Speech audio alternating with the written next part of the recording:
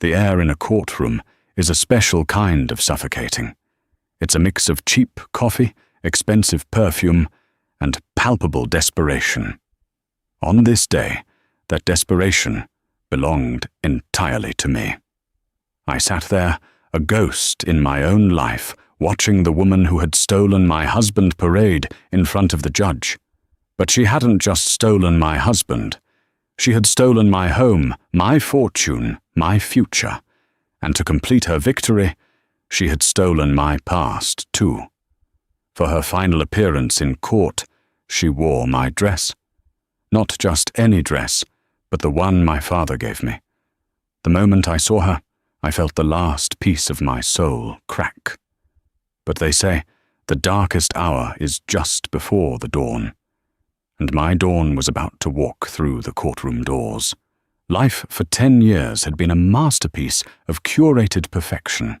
Our penthouse on East 72nd Street wasn't just a home, it was a testament to the Montgomery name, a fortress of glass and steel overlooking Central Park. From that vantage point, the world looked orderly beautiful and entirely under our control. My husband, Gideon Montgomery, was the architect of this world. He was a titan of private equity, a man whose photograph in the Wall Street Journal was as common as the morning sunrise. He was handsome, devastatingly charming, and he had chosen me, Mirabelle Westcott, an art historian with a quiet disposition and a love for things long past. Our marriage was to the outside world an enviable union of power and grace. Gideon handled the world of numbers and hostile takeovers. I handled the world of silent auctions and charity galas. I was the perfect accessory, the hostess with an encyclopedic knowledge of French Impressionism and a smile that could disarm his most aggressive business rivals. I believed we were a team. I believed we were in love. I now understand that I was merely the most valuable and most overlooked asset in his portfolio. The cracks when they began to appear were so fine, I dismissed them as paranoia. There were the late nights at the office that became more frequent, explained away by a volatile market. There were the hushed phone calls he'd take on the terrace, his back to me, the cool night air swallowing his words. When I'd ask, he would touch my cheek, his signet ring cold against my skin. Don't you worry your beautiful head about it, Mira. It's just business. Ugly, complicated business. And I, wanting to be the supportive, trusting wife, would let it go. Then came Katerina Volkova. She entered our lives not as a storm, but as a subtle change in the weather. Gideon introduced her as his new protégé, a brilliant analyst from Moscow, with a hunger for success that he found refreshing. She was everything I was not. Where I was soft, she was sharp angles. Where I was reserved, she was overtly ambitious, her voice a low purr that always seemed to be sharing a secret. She had eyes the color of winter frost, and a way of looking at Gideon that made me for the first time in our marriage feel like an outsider in my own home. She began joining us for dinner first at restaurants, then in our penthouse. She'd bring Gideon files to review, laughing at his jokes a little too loudly, her hand lingering on his arm a second too long. I told myself it was professional admiration. I told myself I was being jealous and small. She's a brilliant asset, Mirabelle Gideon said, one evening after I'd made a quiet comment about her constant presence. She's going to make us a lot of money. You should be thanking her. The US felt different that night. It didn't sound like a partnership. It sounded like a corporation. The financial discussions, once a transparent part of our marriage, became opaque. When I tried to ask about our investments, Gideon would wave a dismissive hand. I've moved things around. It's a new strategy, far too complex to explain over canapes. I've put everything in a new trust for our protection.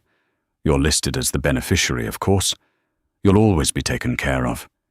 He made me sign a stack of documents, his expensive pen gliding over the paper.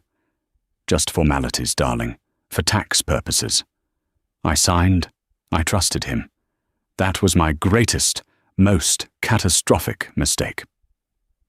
One of our last evenings together that felt normal was the annual Conservators' Gala at the Met. I was on the board, a position my Westcott family name had secured, but my genuine passion had maintained. For the occasion, I planned to wear the Westcott dress. It wasn't the most expensive gown I owned, but it was the most precious. It was a custom creation by a designer my father had commissioned for my 25th birthday, the year before he passed away. It was made of emerald green silk that shimmered like a living thing, cut in a classic, timeless style. It was more than a dress. It was a memory, a legacy. The night of the gala, Gideon came home late. I was already dressed, standing by the floor-to-ceiling windows, the city lights twinkling below. He walked in, loosening his tie, his eyes barely registering me. "Change of plans," he said, his voice clipped. "We have to meet a potential investor for a late dinner." Something more subdued. But Gideon, the gala. The gala can manage without you for 1 year, Mirabelle. This is a billion-dollar deal. Put on the black Chanel. It's more appropriate. He didn't even look at the emerald dress. He just saw an obstacle to a business deal. I felt a sharp, painful pang of disappointment. But I did as he asked. I carefully hung the green silk gown back in its garment bag at the very back of my walk-in closet, a sanctuary of fabrics and memories he no longer seemed interested in entering. We went to a sterile modernist restaurant downtown. The investor never showed. We waited for 2 hours. Instead, Katerina arrived breathless and apologetic. He was called away on an emergency, she explained, sliding into the booth beside Gideon. He sends his deepest regrets. The three of us had dinner. They talked business, a language of acronyms and projections that I couldn't penetrate. I sat in my subdued black Chanel invisible, while Katerina, in a fiery red dress, commanded Gideon's complete attention. I watched her hand rest on his thigh under the table. I watched him not move it away. That night, driving home in the silent town car, I knew. I didn't have proof, I didn't have a confession, but I knew my gilded cage was collapsing. The orderly, beautiful world seen from our penthouse window was a lie. And I was about to be pushed out. The end came 2 weeks later. It was brutally efficient, executed with the same impersonal precision Gideon applied to a corporate takeover.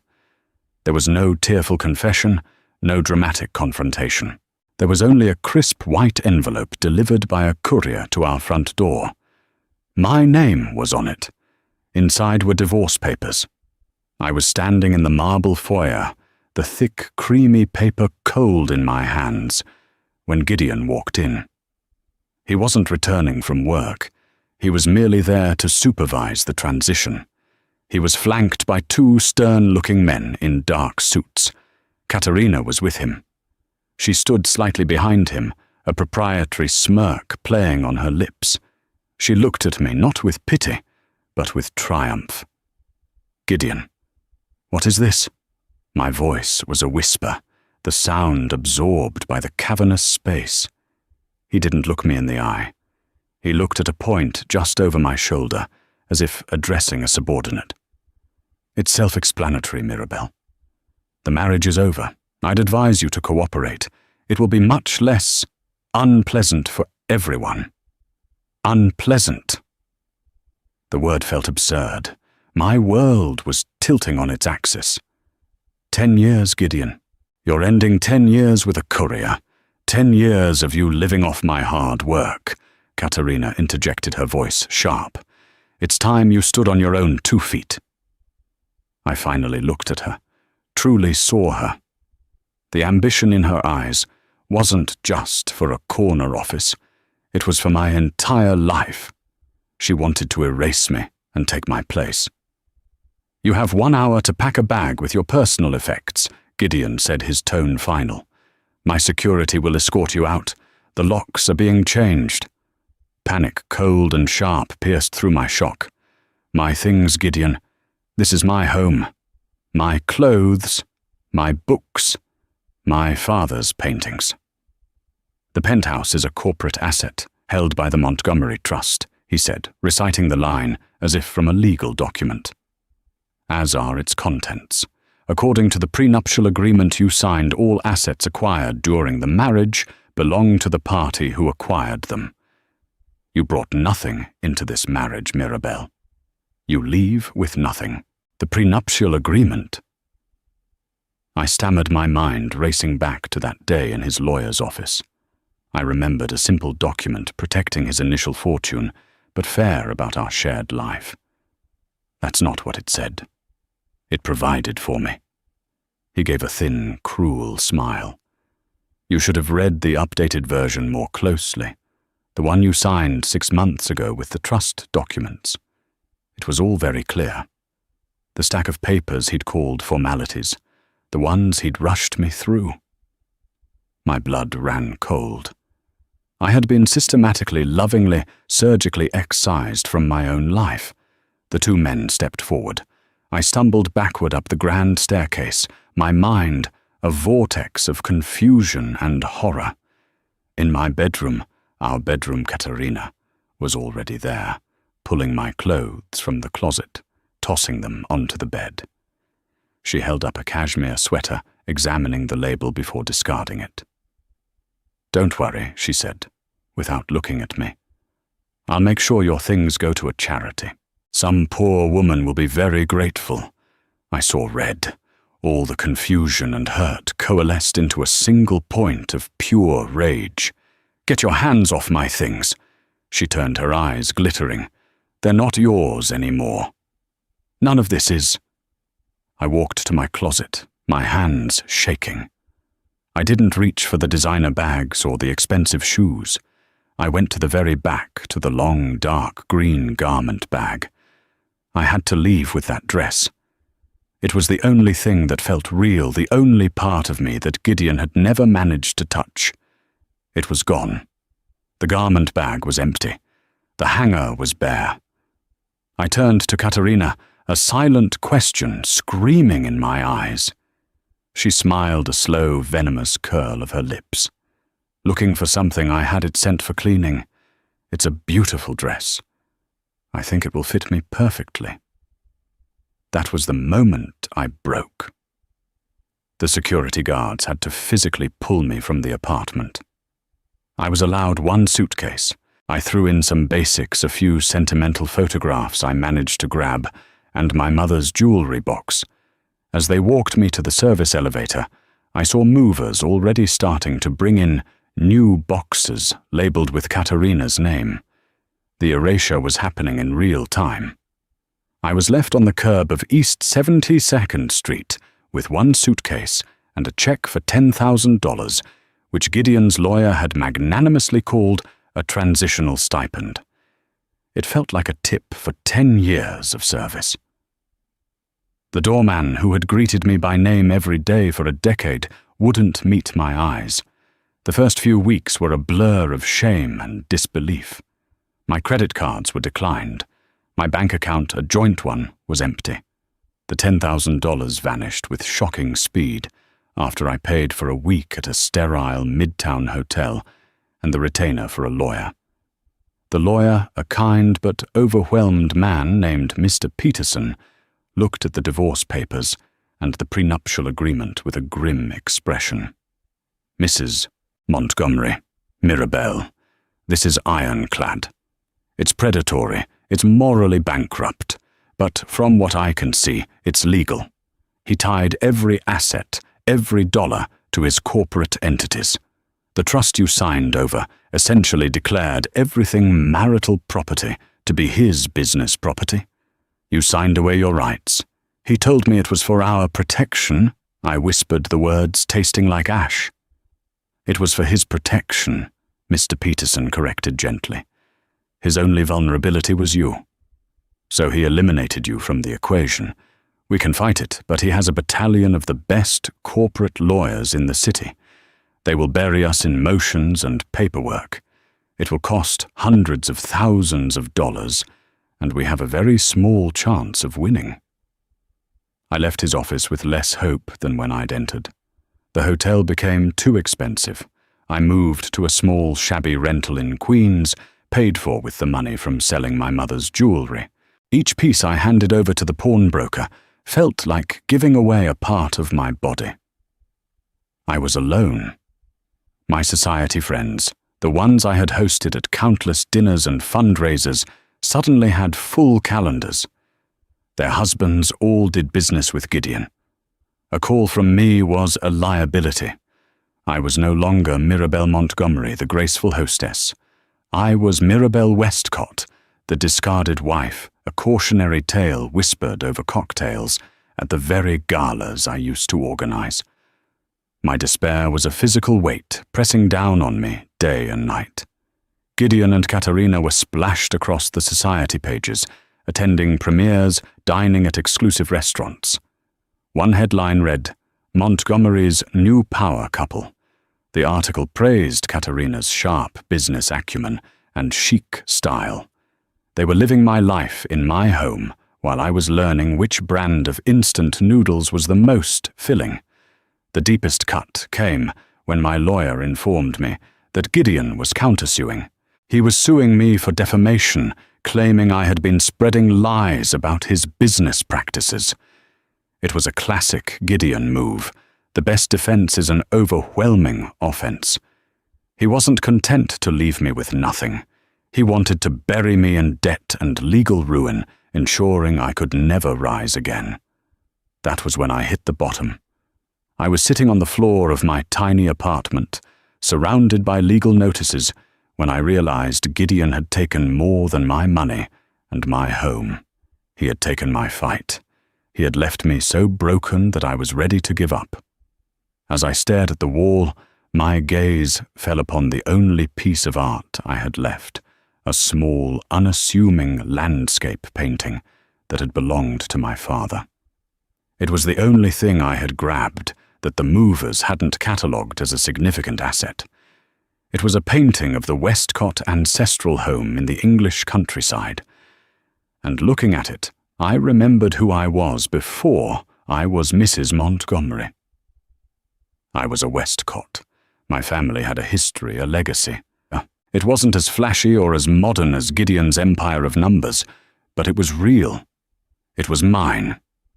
And in the darkest corner of my mind, a tiny, forgotten ember of defiance began to glow. He had planned for every contingency, outmaneuvered me, legally and financially.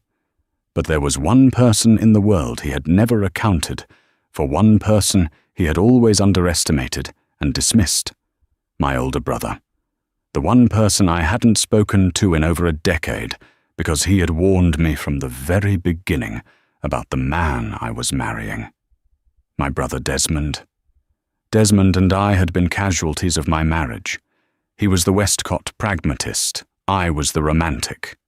The head of our family since our parents passed, he had a preternatural ability to see through facades.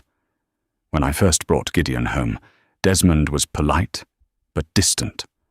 After a private meeting with him, Desmond took me aside. "Mira, he's too slick." He had warned, his voice laced with concern. "His answers are all perfect. People aren't perfect. He's selling you something and I think it's himself." I, blinded by Gideon's charm and the whirlwind romance, accused Desmond of being cynical and jealous. The words, spoken in anger, created a chasm between us. He went back to Silicon Valley, where he was building a disruptive tech empire from the ground up, and I stepped into Gideon's world. Our communication dwindled to polite, infrequent holiday cards. He never met the Mrs. Montgomery I became, and for that I was now profoundly grateful. Making that call was the hardest thing I'd ever had to do. It was an admission of my failure, a confession that he had been right all along. I sat on the lumpy mattress of my Queen's apartment for an hour, the cheap burner phone I'd bought feeling like a 50-pound weight in my hand. My fingers trembled as I dialed the number I still knew by heart. He answered on the second ring. Westcott. His voice was the same, deep steady, no nonsense. Des, my voice cracked. A decade of distance collapsed in that single syllable. There was a pause on the other end of the line. I could hear the faint hum of a server room, the sound of his world. Mirabelle. Is everything all right? The dam broke. The carefully constructed composure I maintained for the outside world crumbled. I told him everything. The affair, the deception, the doctored prenup, the public humiliation, the emerald dress Katerina had stolen. I talked until my throat was raw, the story pouring out of me in a torrent of grief and rage. He didn't interrupt. He just listened. When I finally finished, the silence on the line was not empty. It was heavy dense, with a gathering storm. "Where are you right now?" he asked, his voice dangerously calm. I gave him the address. "Don't go anywhere. Don't talk to anyone. I'm on my way." He hung up. It was only then I realized I had no idea what on my way meant. He was in Palo Alto, 3,000 miles away. 12 hours later, there was a knock on my door. I opened it to find Desmond standing in the grim fluorescent-lit hallway. He looked different, older, broader in the shoulders, with a few silver threads at his temples, but his eyes were the same. Sharp, intelligent, and right now filled with a cold fury that was more terrifying than any shouting I'd ever heard from Gideon. He stepped inside his expensive leather shoes, looking comically out of place on the peeling linoleum. His gaze swept over the tiny, depressing room, taking in every detail of my fallen state. He didn't say "I told you so." He just set his briefcase down and turned to me. "First, you're not staying here," he said. He had already booked me a suite at the Carlyle under a different name. "Second, you're firing your lawyer. Peterson is a good man, but he's bringing a knife to a gunfight. I'm bringing in my own team. Des, I can't afford the Carlyle. I can't afford any team." He looked at me as if I'd said something utterly ridiculous. My sister is not going to be bankrupted and humiliated by that glorified sociopath. The Westcott name is not going down because of him. This is no longer about your money, Mira. This is about our family. Consider my resources yours. The next morning I met his team. They didn't look like lawyers. They were a trio of quiet, intense individuals who looked more like intelligence operatives. There was Ms. Chen, a forensic accountant who could find a single misplaced dollar in a mountain of shell corporations. There was Mr. Vale, a digital security expert who had once worked for the NSA. And there was Lena Petrova, the lead counsel, a woman with a reputation in corporate litigation for being a shark who smiled sweetly while she devoured you. I sat in a conference room in a high-rise law office, a world away from my Queen's apartment, and told my story again. This time, I wasn't just recounting a tragedy. I was providing evidence. Ms. Petrova listened intently, making sharp, precise notes. "The updated prenup and the trust documents are the heart of his strategy," Petrova said, her pen tapping a rhythm on her legal pad. "He used his position of trust as your husband to defraud you. But proving intent is difficult. Gideon is smart. He'll have covered his tracks." "Everyone leaves a trail," Mr. Vale said quietly from the corner, his fingers flying across a laptop keyboard. "Digital or otherwise." That's when I remembered the painting. I described the small landscape of the old Westcott estate. It was the only thing from my father I managed to keep. Gideon never thought it was worth anything. Desmond leaned forward, his interest piqued. "The one that used to hang in Dad's study, the one by that obscure 18th century artist, Robert Peel, yes," I said. Gideon called it a dusty heirloom. "Let me see it, Ms. Chen," the accountant said suddenly. Desmond sent a car to my old apartment to retrieve it. When it arrived, Ms. Chen didn't look at the brush strokes or the composition. She took out a magnifying glass and a small ultraviolet light from her bag. She examined the back of the canvas, the frame, the aged wood. After several minutes of intense silence, she pointed to a faint, almost invisible stamp on the wooden frame. "There," she said. "This isn't just a painting. It was catalogued by Lloyd's of London in 1958. It was part of a larger collection that was insured as a single entity. The Westcott Collection." Petrova's eyes lit up. "A collection, not individual pieces." "Precisely," Chen said. "Our father was clever," she explained, turning to me. "He legally structured his art collection under a single indivisible trust to prevent it from being broken up by future generations. To sell one piece is to break the trust. The trust document specifies that it must remain in the possession of a direct Westcott blood relative. I remember signing something about that when we probated Dad's will." Desmond murmured. "I thought it was just legal boilerplate." A slow dawning realization began to spread across my face. Gideon. He always pushed me to sell off some of the lesser pieces from my father's collection. He said we needed more liquidity. I always refused. "He wasn't trying to get liquidity," Petrova said, a grim smile forming. "He was trying to get you to break the Westcott Trust. If you had sold a single piece, you would have violated the terms. The entire collection's ownership would have become legally ambiguous, and in the ensuing chaos of a divorce, he could have argued it was a marital asset and absorbed it. He hadn't just been playing a long game. He'd been playing a different game entirely. His goal wasn't just to take what we had built together, but to plunder my family's history, my legacy. The little painting he'd dismissed as worthless was the very thing that had, by my refusal to sell it, protected my entire inheritance. He failed to break the trust, Desmond said, his voice low and hard. So he pivoted. He created a new trust, the Montgomery Trust, and tricked you into signing everything over to it. But the Westcott Trust predates it, Petrova stated, and its terms are explicit. He can't touch it. What we need to find now is where he funneled the liquid assets he did manage to siphon off. He built his empire with your family's seed money and social capital Mirabelle. We're going to prove it. Mr. Vale looked up from his computer. I may have a starting point. 6 months ago, the same day, the new trust was activated. Montgomery Holdings purchased a data storage company based in the Cayman Islands. It's a ghost. No employees, no clients. Just a bank account. And a very large single incoming wire transfer. For the first time in months, the heavy weight on my chest lifted, replaced by something fierce and unfamiliar hope.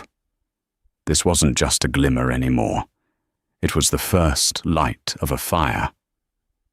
Gideon thought he was fighting a broken, destitute woman. He had no idea he was about to go to war with a Westcott. The following weeks were a masterclass in strategic warfare, orchestrated by Desmond with the cold precision of a chess grandmaster. While Gideon and Katerina were flaunting their new life in the society pages, Desmond's team was operating in the shadows, dismantling Gideon's carefully constructed empire, brick by digital brick. Our headquarters was a sterile, glass-walled conference room that buzzed with quiet intensity 24 hours a day. It became my sanctuary and my war room. I was no longer a victim. I was a key asset. My memories of conversations, of names Gideon had mentioned in passing, of trips he had taken, became the threads Ms. Chen and Mr. Vale pulled on. He mentioned a ski trip to Zurich 2 years ago. I recalled one afternoon staring at a complex web of interconnected company names on a whiteboard. He said it was a boys' trip, but he came back with documents he was very secretive about. He put them in his personal safe, not the main office. Within an hour, Vale had cross-referenced flight manifests and hotel records. Gideon hadn't been on a boys' trip.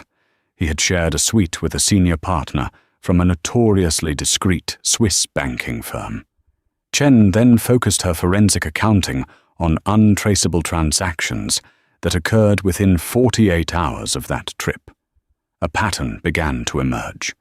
Gideon was using my family's established financial reputation as collateral for a series of high-risk off-the-books loans from foreign banks. He would leverage our joint assets to secure the loan, invest it through a shell corporation, then pay back the principal from the shell corp's profits, pocketing the difference. It was a brilliant, highly illegal house of cards. He was using your clean name to play in the mud. Desmond summarized his jaw tight. If any deal went south, the loan would default back to the marital assets, and you would be on the hook, your family's legacy ruined. If it succeeded, the profits vanished into his offshore accounts. It was worse than I could have imagined. He hadn't just been cheating on me. He had been using me as a human shield for financial treason. While the tech team dug into the past, Lena Petrova, our legal counsel, launched a brilliant offensive in the present. She didn't go after the prenup directly.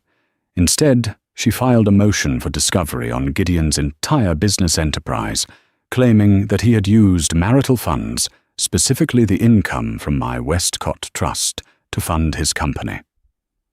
She argued that I wasn't just a wife, I was an unwilling and uncredited founding investor in Montgomery Holdings. Gideon's lawyers, a high-priced firm named Cromwell & Swain, laughed it off. They sent back a condescending letter stating that Montgomery Holdings was a separate legal entity, and my claims were frivolous. They filed a motion to have our case dismissed. "Let them be arrogant," Petrova said with a wolfish grin. "Pride is a liability. They think we're bluffing. They have no idea what we have." My role shifted. Petrova began preparing me for the deposition. For hours each day, she would grill me, acting as Gideon's ruthless attorney. She poked at my insecurities, questioned my intelligence, and twisted my words. "Mrs. Montgomery, isn't it true that you had no understanding of your husband's complex financial dealings? Isn't it true that you were merely interested in the benefits of his wealth, the clothes, the parties, the status?" She'd ask, her voice dripping with disdain. At first I faltered.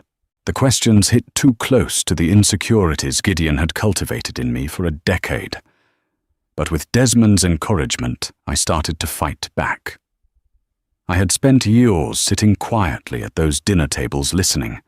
I had absorbed more than I realized. I started answering, not with emotion, but with facts. On the contrary, I replied during one session, my voice steady. I recall a dinner on May 12, 2023, where Gideon explained the fundamentals of a leveraged buyout to our guests. While he may have considered it a simplified explanation for my benefit, I found it quite illuminating, especially his emphasis on minimizing personal liability through offshore entities. Petrova's harsh demeanor broke for a second, and she gave me an approving nod. I was learning to use the language of their world against them. The most crucial piece of the puzzle, however, remained elusive: the direct, undeniable link between Gideon's fraudulent activities and Katerina.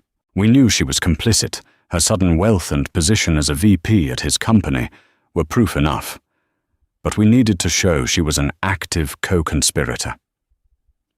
Gideon was too smart to put her name on any official documents in a way that would raise red flags. That's when I remembered something else. A piece of art. Not one of my father's classics, but a gaudy modern sculpture Gideon had bought for Katerina as a welcome gift when she first made partner. It was a hideous tangle of polished chrome and neon lights. Katerina had gushed over it, insisting it be placed in the main living room. I hated that thing, I told the team. It was so out of place. Gideon said it was from a trendy new artist, a Russian named Volkov. Vale's fingers froze over his keyboard. Volkov same as her last name. It was her brother, he announced 10 minutes later, pulling up an article from a European art blog. An unknown artist with no gallery representation. The sculpture was a one-off commission. He paid $500,000 for it. Chen added her eyes wide as she scanned a financial statement she'd unearthed from a discretionary fund linked to an account in Cyprus. Desmond stood up and walked to the whiteboard. He drew a line from the Cyprus account to the sculpture. "It's a classic money laundering scheme," he said, his voice grim. He can't pay her directly for her part in the conspiracy, so he overpays for a worthless piece of art from her brother. The money is laundered through the art world and funneled straight into her family. The sculpture isn't just a sculpture, it's her payout. It was the smoking gun. The final critical piece of evidence that elevated this from a bitter divorce to a criminal conspiracy. They hadn't just schemed to defraud me, they had committed international money laundering. "They won't see this coming," Petrova said, her voice filled with icy confidence. "They're preparing for a divorce hearing. We're preparing for a prosecution." As the court date approached, a strange calm settled over me. The fear and despair had been burned away by the cold fire of purpose. I saw Gideon and Katerina at a pre-trial hearing. They looked at me with a mixture of pity and annoyance, as if I were a persistent insect they just wanted to swat away. They had no idea they were the ones caught in the web. The night before the final hearing, Desmond and I sat in my hotel suite, overlooking the same park I used to see from my penthouse window.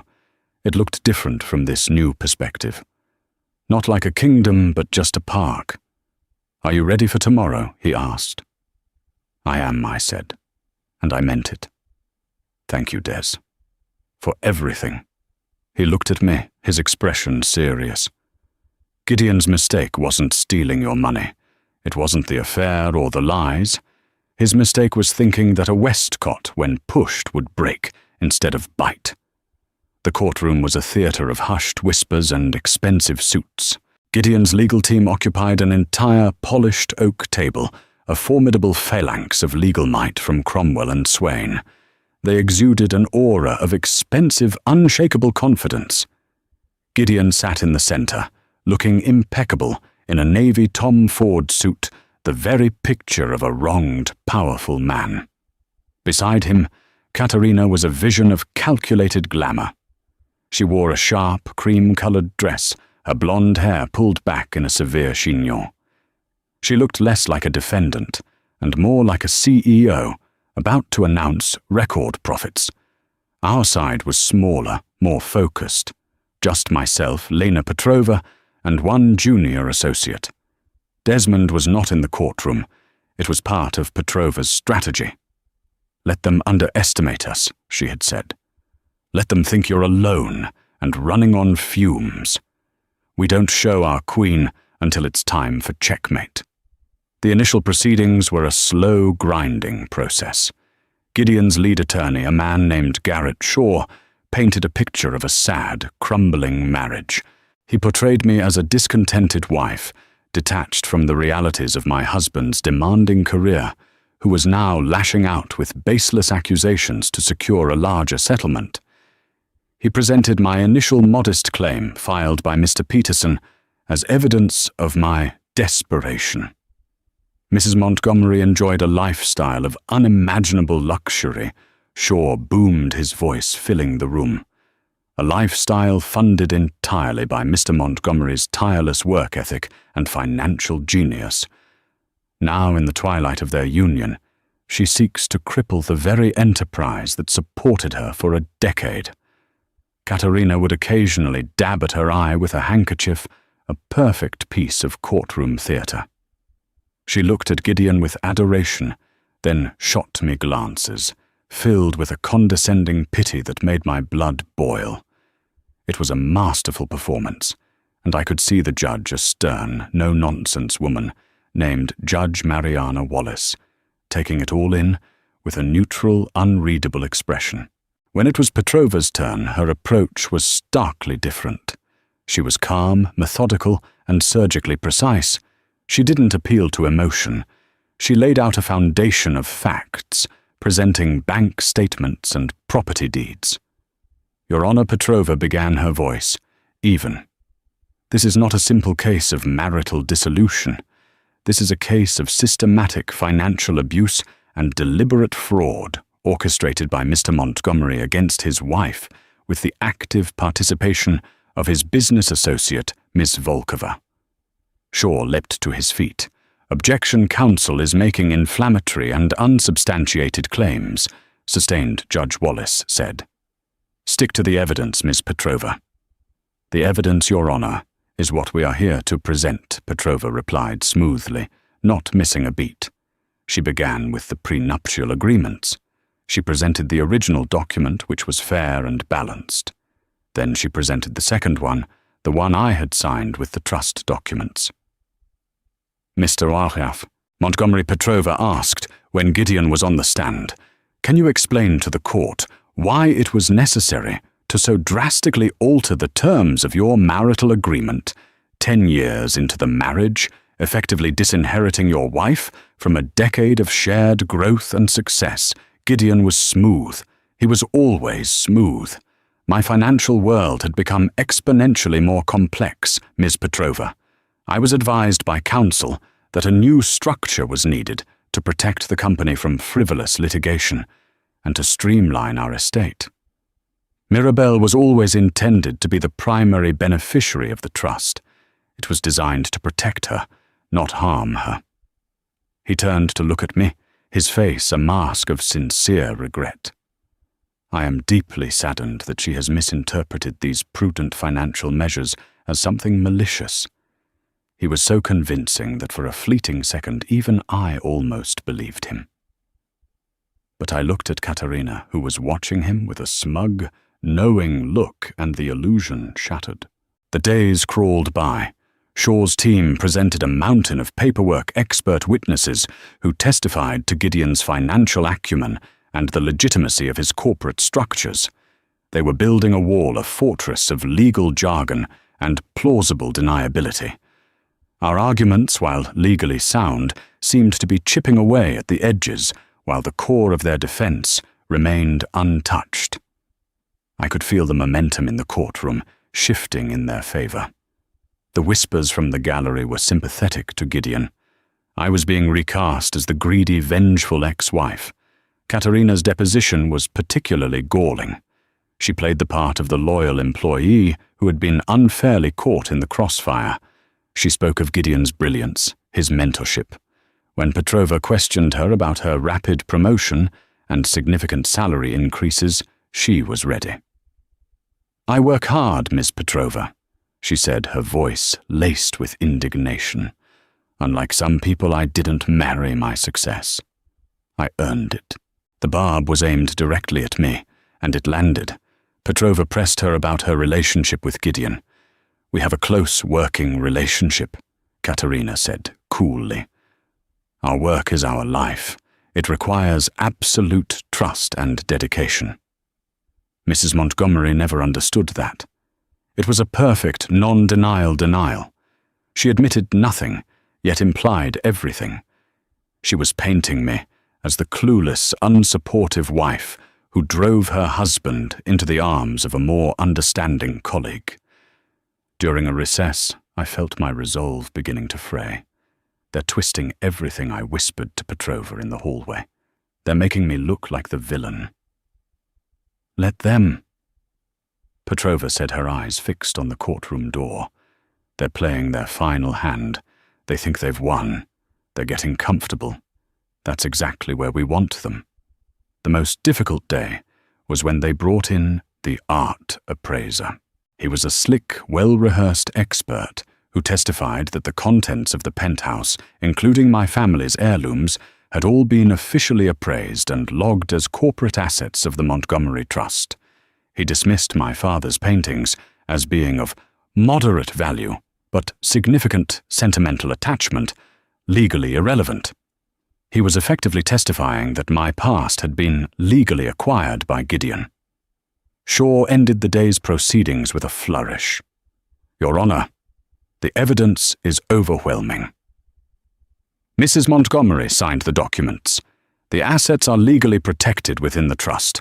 Her claims of fraud are the unfortunate but baseless accusations of a woman scorned. We move for a summary judgment in favor of my client. Judge Wallace looked at Petrova. "Ms. Petrova, the burden of proof is on you.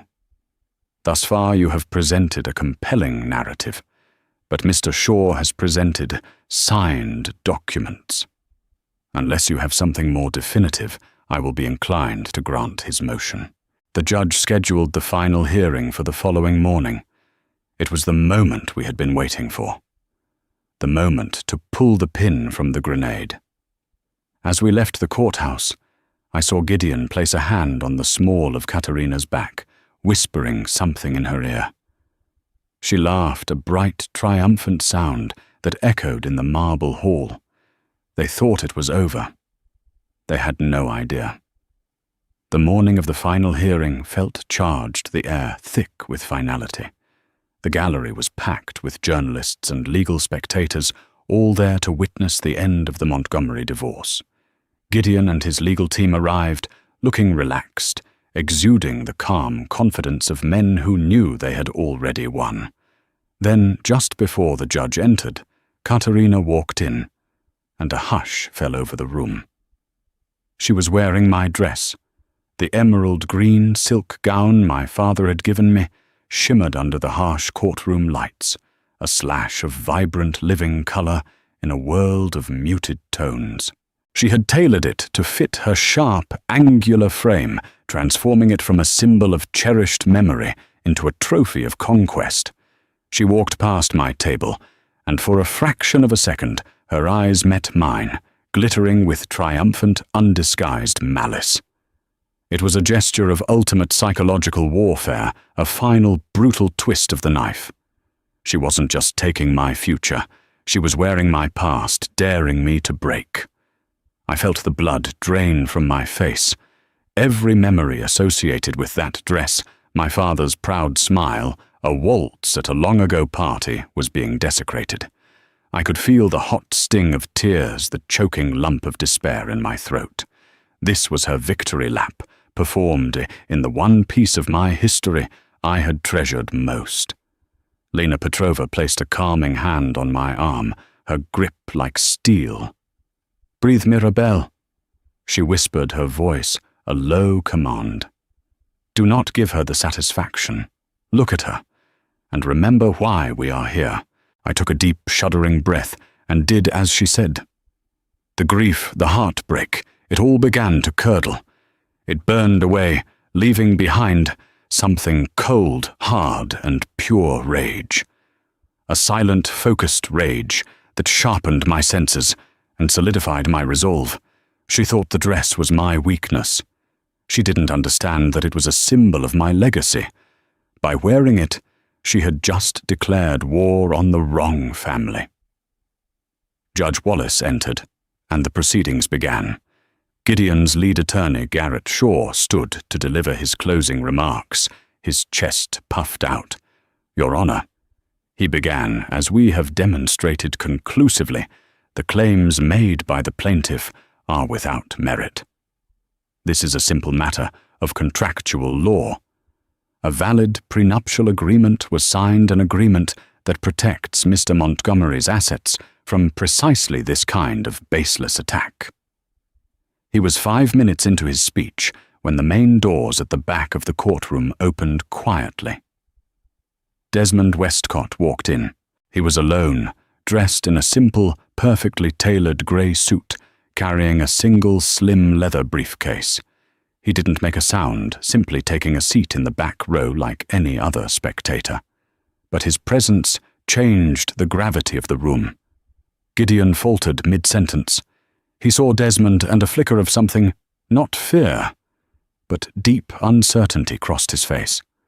Katerina's smug smile tightened. They knew who he was.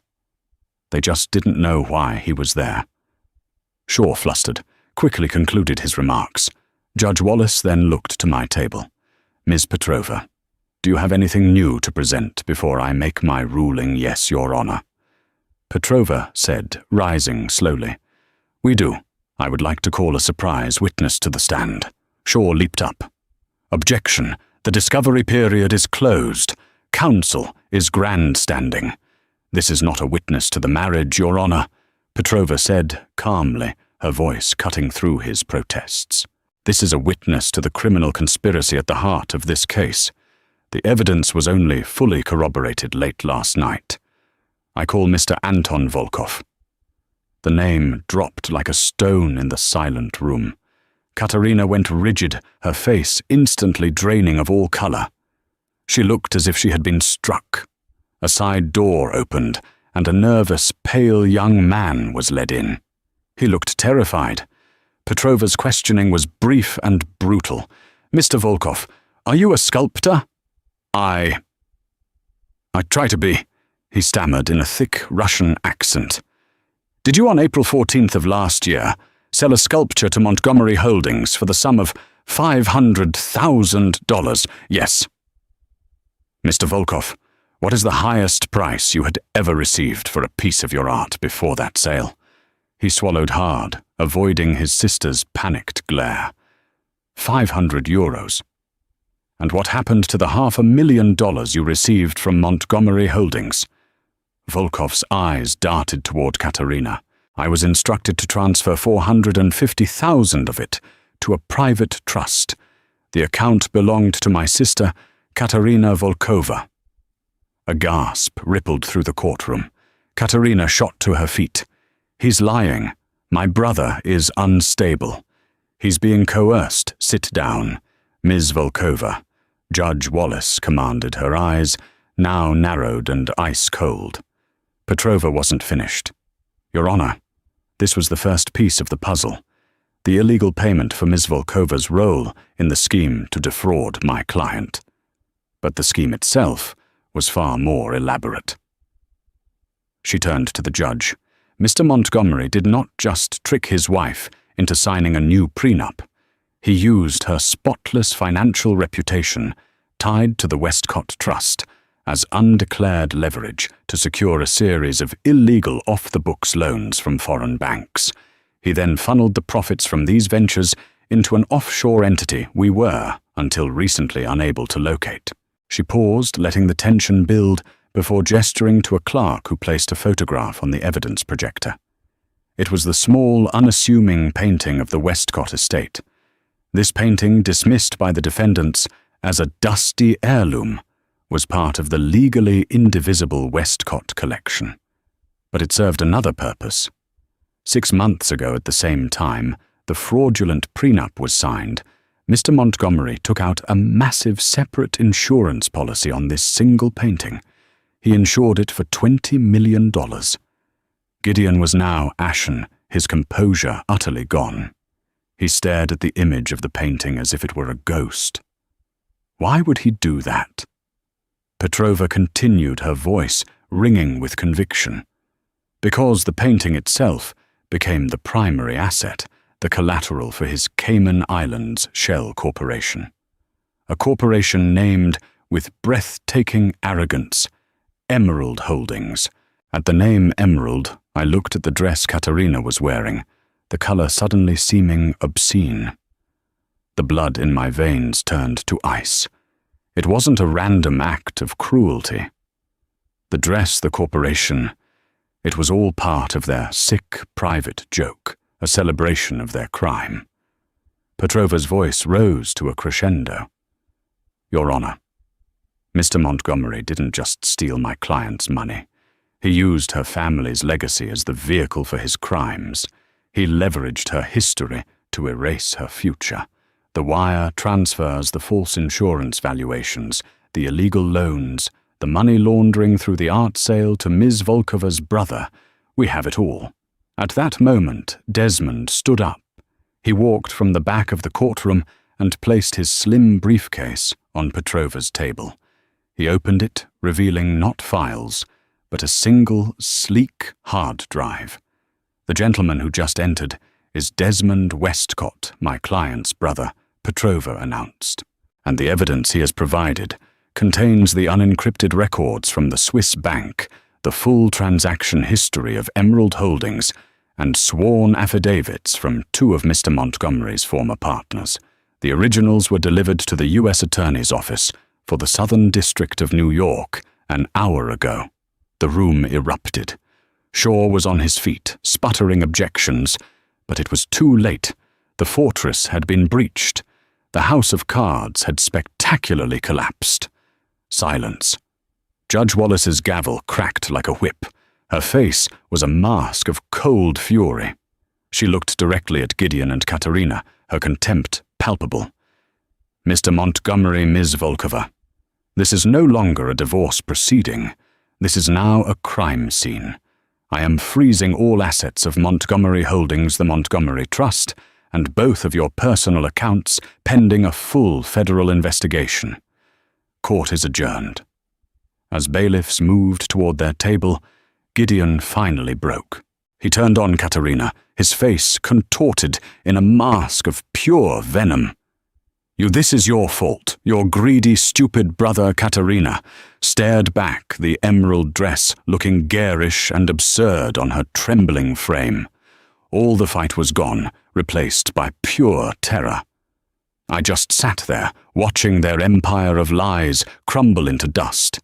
And for the first time in a year, I felt the warmth of the sun through the high courtroom windows. It was the dawn. The fallout was immediate and catastrophic. The media frenzy was merciless, as images of Gideon and Katerina being led away in handcuffs saturated the news. Their perfect facade shattered.